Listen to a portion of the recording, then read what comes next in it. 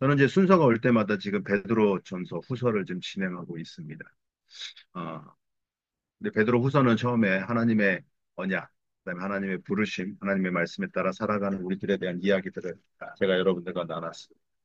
그리고 하나님의 부르심에 따라 우리가 성령님과 함께 살아가야 되는 부분들도 함께 여러분들과 나눴습니다.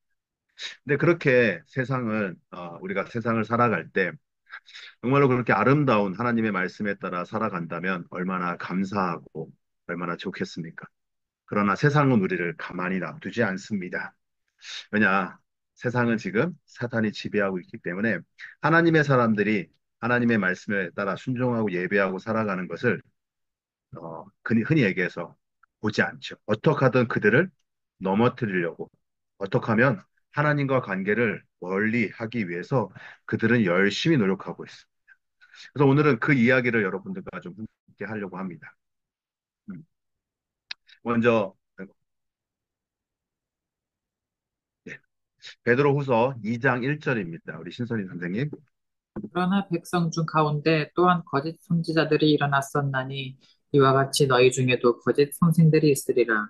그들은 멸망하게 할 이단을 가만히 끌어들여 자기들을 사신 주를 부인하고 임박한 멸망을 스스로 취하는 자들이라. 우리 가운데 거짓 선지자가 일어난다라고 이야기하고 있습니다. 정말 하나님의 말씀에 따라 너무나 즐겁고 신나게 살아가면 좋겠지만 그 틈을 타서 우리 곁에는 거짓 선생들이 있다라고 이야기하고 있습니다. 그런데 여기서 잘 보면요. 거짓 선생이라는 이와 같이 너희 중에도라고 얘기하는 건 뭐냐면 내 주변에 지금 있다라는 것입니다. 나도 모르게 내 주변에 나를 어떻게 하든 넘어뜨리기 위해서 사탄은요, 내 주변에 지금 두고 있다라는 것이에요. 그러니까 이게 우리가 정말로 성령 안에서 영적으로 우리가 깨어있지 않으면요, 이 거짓 선지자들에 대한 내가 함께하고 있는 관계 속에서 이거를 인지하지 못할 때가 너무 많다라는 것이에요. 근데 그들은 왜 우리 앞에서 계속 그렇게 옆에 있냐면, 여기 보면 자기들의 사신주를 부인하고, 다시서 예수를 부인하게 만들어요. 어떻게 부인하게 만드냐? 어, 그들은 이렇게 처음에 우리한테 다가와서 되게 친하고 관계 맺어가면서 흔히 얘기해서 그냥 일상적인 언어들 속에서 함께 해나가다가 신앙인이라는 걸 알면 하나님에 대한 이야기도 해나갈 거예요. 여기서 거짓 선지자들이라면 아예 완전 다른 어떠한 종교도 될 수도 있겠지만 같은 종교 안에서도 거기서 하나님이 없이 이야기하는 자들이 있어요. 그러다 보니까 그걸 우리는 뭐라 그래요? 이단이라고 얘기하는 거잖아요. 그래서 그들은 우리에게 하나님에 대한 이야기를 하면서 나중에 뭐라 그러냐면 하나님의 이야기를 하지만 결론은 하나님께 영광 돌리는 것이 아니라 내 힘과 내 능력과 내가 갖고 있는 모든 것으로 내가 지금까지 살았다라는 것을 고백하게 만든다라는 거예요. 그러면 뭐야? 그게 바로 하나님, 예수 그리스도를 부인하는 삶이라는 것이죠. 이게 얼마나 위험한 건지. 그러니까 우리가 여러분 예전에 신천지가 우리에게 처음에 돌아왔을 때 어떻게 했어요? 그들이 그 전략법이 어, 되게 좋거든요, 솔직히. 정말 우리에게 친하게 다가와서 그가 어려움이 있을 때 우리의 어려움을 목회자나 아니면 그들의 그 지도자들한테 이야기해서 그거를 성경 공부를 하고 그리고 나서 이렇게 전도하는 방법들이잖아요. 근데 거기에 제일 많이 간 사람들이 누구예요? 교회 직분자들이 먼저 빠져나갔어요. 목사들이 굴르고 하고요. 장로들이 가고, 권사들이 가고, 집사들이 가고. 아니, 그들은 신앙이 없었나요? 그들은 예수를 몰랐나요? 그러나 그들이 나중에 그렇게 가게 된 수밖에 없었던 거는 그 거짓 선생들의 그 말에, 그리고 나중에 뭐가 돼요? 예수를 부인하게 만드니까 그들도 하나님이 아닌 다른 어떠한 신에게 가서 그를 믿고 살아갈 수밖에 없다라는 것이. 그렇기 때문에 이게 우리 삶에 내 안에, 내가 살아가고 있는 이 영역 안에 그들이 누구인지가 우리는 정말로 영적으로 깨어있지 않으면 이걸 알 수가 없어요. 그러니까 우리가 성령님이 정말 필요한 부분들이. 왜냐하면 우리가 영적인 것은요, 영적으로 대적을 해야 되거든요. 우리가 지금 많은 공부를 하고 많은 어떤 지식이 있다고 해도 그 이단들에게 이야기하는 그 지식들은요, 와, 수준 이상이에요. 그들과 어떤 논쟁을 해서 이길 수 있는 부분들이 아니에요. 제가 저번 주에 그 목요일 날 우리 스크론돌웨에서 아테네에 대한 이야기를 했는데, 아테네가 여러분들 아시죠? 정말로 수많은 신들이 있는 곳이잖아요. 그리고 철학이 발달된 곳이잖아요. 사도 바울이 거기서 이 논쟁을 펴도 넘어오는 자들이 없어요. 다 계속 받아쳐요. 그러니 그런 곳에서 아니 지금 그렇게 살아가고 있는데 우리들도 그렇게 논쟁, 내가 알고 있는 지식으로 논쟁해봤자 돌아오는 자들이 없어. 그렇기 때문에 이 영적인 부분들은 내 안에 계신 성령님이 그들과 그가 잘못된다는 걸 깨우쳐서 우리는 그 자리를 일단은 벗어나야 된다라는 것이. 그리고 그와의 관계가 멀어져야 내가 하나님과의 관계가 더 가까워진다라는 것이. 그러니까 이거는 우리가 정말로 어, 영적으로 계속 깨어있지 않으면 우리는 무너질 수밖에 없는 부분입니다. 또 이렇게 그 거짓 선지자들은요, 그렇게 우리와 함께 관계를 할 때 이제 본색을 드러내는데 어떤 본색을 드러내느냐? 후서 2장 3절입니다.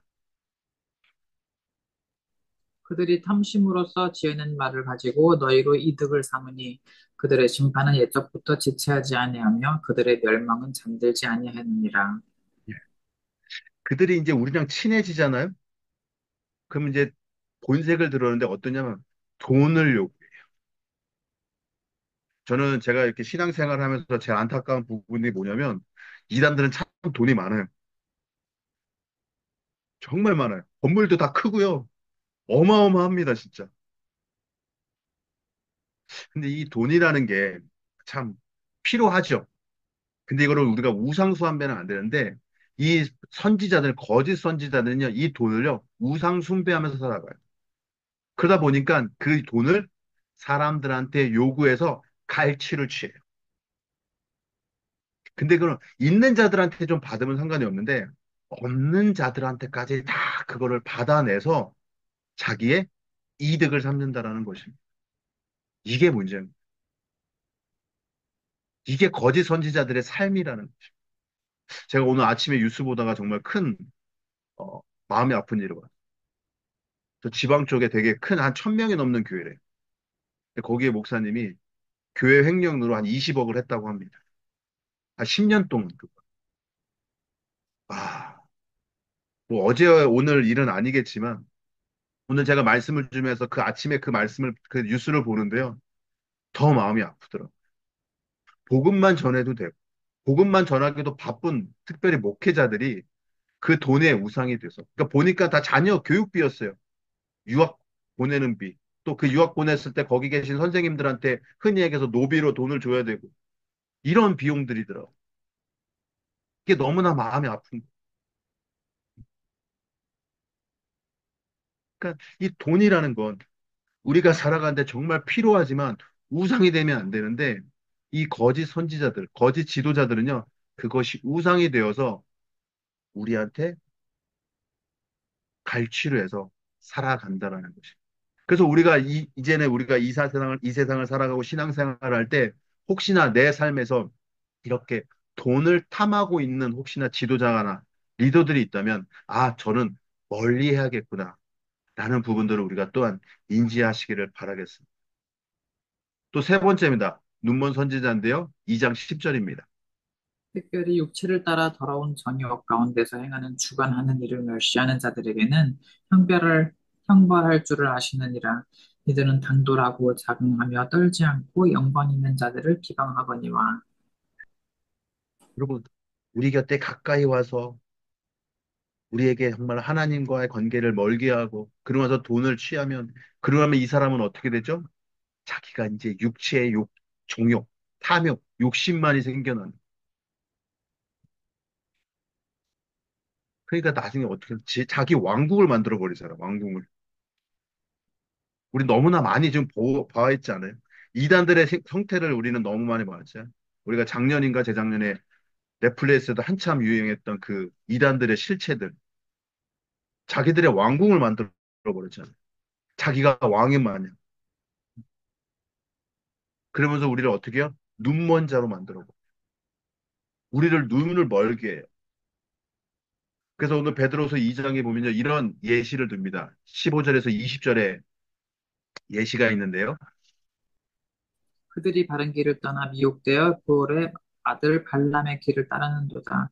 그는 불의의 삭슬을 사랑하다가 자기의 불법으로 말미암아 책망을 받되 말하지 못하는 나귀가 사람의 소리로 말하여 이 선지자의 미친 행동을 저지하였느니라.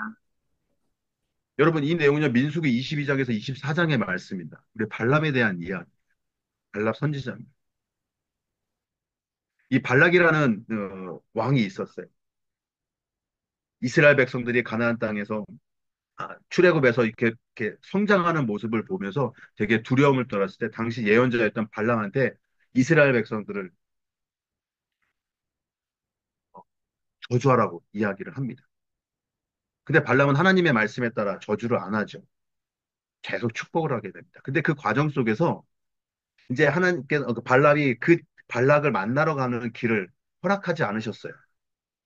근데 그 발락이 신하들을 통해서 계속 많은 어떠한 재물들을 발람한테 보여주면서 너 정말 이 발락 만나서 이스라엘 백성들 저주하면 이 수많은 재물을 너한테 줄게. 계속 유혹해요. 끝내는 이 발람이 그래? 내가 하나님께 다시 한번 물어볼게. 가야 되는지 말아야 되는지 물어볼게 하다가 끝내는 가게 됩니다. 그냥 완전히 그 재물을 내려놓고 아예 움직이지 말았어야 되는데 그러지 못했던 거죠. 근데 그 가는 과정에 이제 발람이 나귀를 타고 가는데 나귀만이 그 앞에 막고 있는 천사를 본 거예요. 그러니까 나귀는 움직이지 못하죠. 근데 이 발람은 그 나귀의 모습을 보지 못하고 천사의 모습을 보지 못하고 왜 얘가 가지 않냐 해서 계속 나귀만을 때립니다. 그리고 나서 하나님께서 다시 발람의 눈을 열어서 천사가 앞에 있는 모습을 보고 이제 그 자리에서 회개하는 것을 볼 수 있어요. 우리는 믿음으로 신앙생활을 하지만 흔히 얘기해서 세상의 유혹을 뿌리치지 못할 때가 있어요. 다시 해서 불의의 싹을 살아가면서 살아갈 때가 너무 많이 있어요. 왜냐?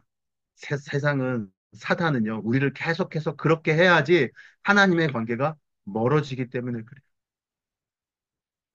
근데 이 발람과 발락의 내용 속에서 이 나귀가 이제 발람한테 얘기해요. 야, 나 저 천사 때문에 못 가는데 왜 너 자꾸 난 때려? 여러분 한번 생각해 보세요. 나귀가 나한테 얘기를 하는데 그러면 이거는 흔히 얘기해서 이거는 우리가 세상에 이런 일이 없는 일인데. 근데 이 발락은 뭐냐면 나귀랑 대화를 해요. 왜냐? 동물이 얘기한다는 걸 인지도 못하고요. 그 재물에 눈이 멀어서 빨리 가고 싶은 마음. 우리는 이렇다라는. 사단은 어떻게 됐든 우리를 눈을 가리워서 하나님을 바라보지 못하게 만들려고 하는 거예요. 그래야지 이 세상을 지배하는 사탄이 너무 맘 편하게 지배를 할 수 있으니까. 그런데 우리가 이런 어려움 속에 살고 또 혹시나 우리가 그렇게 살아간다고 할지라도 하나님께서는 우리를 버려두지 않으시는데요. 그렇게 살아가는 사람들의 결과는 또한 이렇습니다. 후서 2장 17절에서 19절, 요거는 쉬운 성경으로 제가 여러분들과 함께 좀 나눌 건데요. 또한 이들은 물 없는 샘이나 마찬가지이며 바람이 부는 대로 밀려다니는 구름과도 같습니다. 그들이 갈 곳은 캄캄하고 어두운 구덩이뿐입니다. 그들은 헛된 말로 자랑하며 잘못된 길에서 겨우 빠져나온 사람들을 악한 욕망으로 깨어 다시 죄 가운데로 들고 끌고 들어가려 합니다. 그들은 자유를 주겠다고 약속하지만 사실 그들 자신들조차 자유하지 못하고 멸망의 종이 되어 있습니다. 사람은 누구든지 자신이 지배당하는 것에 종이 되기 마련입니다. 여러분, 결과는 이래요. 물 없는 샘이에요. 캄캄하고 어두운 구덩이일 뿐입니다. 다시 죄 가운데로 들어가는. 후서를 시작되면서 성령님과 함께 살아가야 된다고 하지만, 말씀한 베드로지만, 우리가 성령님과 아닌 세상의 거짓 선지자들을 통해서 우리가 하나님과 다시 멀어지는 순간, 물 없는 샘이고 캄캄합니다. 그들은 그렇게 얘기하면서 뭐라고, 자, 자유를 줬다라고 얘기하지만, 그건 정작 자유가 아니라 멸망의 종이 되는 그런 길이라는 것입니다. 그러나 하나님께서는 이렇게 우리가 너무나 잘 알고, 우리가 인간이기 때문에 연약해서 이렇게 간다라는 거 너무나 잘 알기 때문에, 그런데 하나님께서 다시 우리에게 기회를 주시는데 어떤 기회를 주시냐? 베드로후서 2장 7절입니다. 불법한 자들의 음란한 행실로 말미암아 고통당하는 의로운 롯을 건지셨으니 힘들고 어려울 때 우리는 어떤 삶을 살아냐면 바로 의롭게 살아가야 된다는 거죠. 그리고 후 2장 9절 말씀입니다. 주께서 경건한 자는 시험에서 건지실 줄 아시고 불의한 자는 형벌 아래에 두어 심판날까지 지키시며 다시도 하나님께서 우리를 버려두지 않는데 어떤 사람을 버려두지 않냐? 의롭고 경건한 자입니다. 다시 얘기해서 이거 뭐예요? 세상은 우리를 계속해서 속일지라도 그 속인 가운데 우리는 의롭고 경건한 삶을 살아갈 때 하나님께 우리를 계속해서 붙잡아 두신다. 그렇다면 의롭고 경건하다는 건 뭐냐? 의롭다는 하나님께서 주신 계명과 윤리를 지키며 살아가는 것을 의미하고요. 경건한 것은 하나님을 존경하고 그분의 뜻에 따라 살아가는 삶을 의미합니다. 그래서 이거를 좀 합치면 하나님과 올바른 관계를 유지하고 사람과 정의를 실천하며 살아가는 것이다. 이러한 삶은 우리를 하나님께 더 가까이 이끌며 이웃에게 복이 되는 삶을 살도록 인도한다. 여기서 여러분 복이 되라는 것은 구원을 말하는 거 아시죠? 우리 삶을 통해서 이웃들이 하나님을 알아갈 수 있는 그 삶을 인도. 사탄이 우리를 유혹할지라도 거짓 선지자들이 우리에게 말해서 야, 너 힘에 너의 능력으로 살아가. 너 능력 있잖아. 너 잘생겼잖아. 너 키 크잖아. 너 돈 많잖아. 너 건강하잖아. 네가 못할 게 뭐가 있어? 너는 하나님 없어도 되잖아. 이렇게 우리를 꼬드기로 그렇게 살아갈 때 우리는 그런 유혹을 받을 때 우리는 다시금 다시 하나님 앞에 이야기하다. 하나님, 세상은 나한테 이렇게 하지만 나는 그래도 하나님이 필요합니다. 하나님이 나에게 더 필요합니다. 라는 이런 고백을 할 수 있는 그런 삶이 되기를 바라겠습니다. 그래서 오늘 우리가 읽었던 말씀, 본문인데요. 우리 구주 예수 그리스도를 알고 세상의 죄악에서 해방된 사람들에게 저는 이야기하실 분은 돌아가지 말자예요. 다시 그 길로 돌아가지 말자라는 거죠. 우리 구주 예수 그리스도를 알고 세상의 죄악에서 해방된 사람들이 아무리 거짓 선지자들이 우리에게 다가와서 이야기할지라도 저는 다시 외치고 싶은 건 그 옛날로 다시 돌아가지 않았으면 좋겠어요. 그래서 이것도 쉬운 성경으로 우리 신선생 선생님께서 한번 읽어주시면 감사하겠습니다. 우리 구주 예수 그리스도를 알고 세상의 죄악에서 해방된 사람이 다시 그 악한 생활로 되돌아가 세상 죄에 끌려다닌다면 그 상태는 이전보다도 훨씬 나쁠 것입니다. 차라리 바른 길을 모르는 게 더 낫지 않겠습니까? 바른 길을 알면서도 자신들이 받은 거룩한 가르침을 내팽개쳐 버린다면 오히려 그 길을 알지 못하는 편이 낫습니다. 개는 토한 것을 다시 먹고 돼지는 씻은 후에 다시 진흙탕에서 뒹군다라는 속담이 그들에게 들어맞는 것입니다. 예수를 믿기 전이 더 낫다라고 얘기하고 있어요. 하나님을 알지 못하는 이전이 더 낫다라고 이야기하고 있어요. 저는 다시 여러분들 또 제 자신하고 여러분한테 이야기합니다. 여러분, 돌아가지 마십시오. 오직 하나님, 성령님, 예수님으로만 붙잡고 살아갈 수 있는 우리들의 삶이 되기를 바라겠습니다. 세상은 우리를 어떻게 하든 넘어뜨리려고 해요. 어떻게 하든 나를 하나님의 곁에서 멀어지게 하려고 합니다. 왜냐, 우리는 너무나 연약한 존재이기 때문에. 우리의 약점을 그들은 너무나 잘 알고 있어요. 너무나 잘 알고 있어요. 오늘 그냥 많은 어떠한 예시 중에 돈이라는 어떤 욕심이라는 걸로만 이야기를 했지만 사탄은요, 우리의 약점을 너무나 많이 알고 있어요. 내가 말하는 거, 내가 생각하는 거, 내가 행동하는 거, 내가 어떠한 액션을 취하는 것, 또 어떠한 관계에 있는 것들조차도 너무나 다 알고 있어요.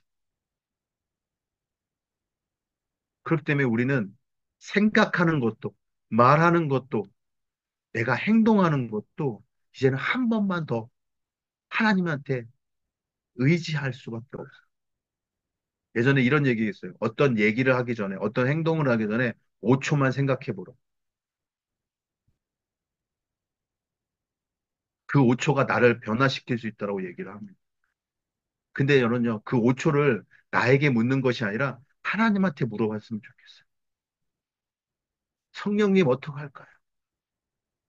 성령님 이 상황을 내가 어떻게 해야 될까요? 하나님 나 도와달라.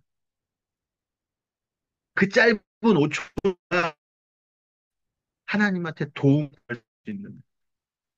여기 나오잖아. 세상의 죄악에서 해방된 우리들인데 이게 자유 아니에요? 이 자유의 인으로서 살아가는데 다시금 그 흔히 얘기해서 감옥 생활을 하려고 들어가려는 그 짓을 다시 해야 되는데 그러지 않기 위해서는 우리가 다시금 하나님을 붙잡을 수밖에 없고 여기 속담이 있죠. 개는 토한 것을 다시 먹고 돼지는 씻은 후에 다시 진흙탕에 튀. 이 더러운 짓을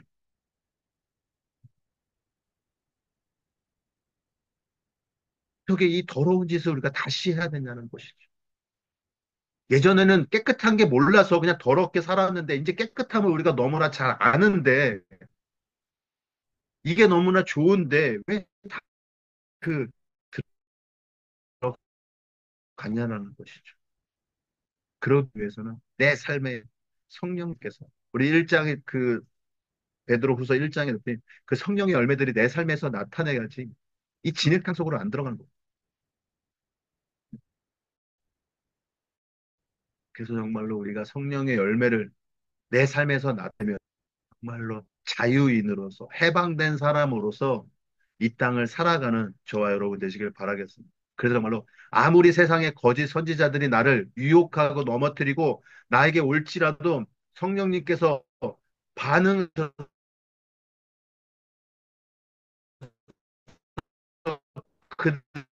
그들과 관계를 멀리하고 더 하나님과 정말로 하나님이 나를 구해 주셨고 나를 깨끗해 주셔서 너무나 감사합니다. 이제 내가 그 깨끗함을 삶을 살아가는데 하나님 아무리 나를 넘어뜨리는 거짓 선지자들이 올지라도 내가 성령님과 함께 그 자리를 무너뜨리고 오직 하나님과 살아갈 수 있는 내 삶이 되게 해달라고 이 시간 우리 한번 말씀 생각하시면서 한번 기도하도록 하겠습니다. 함께 기도합니다.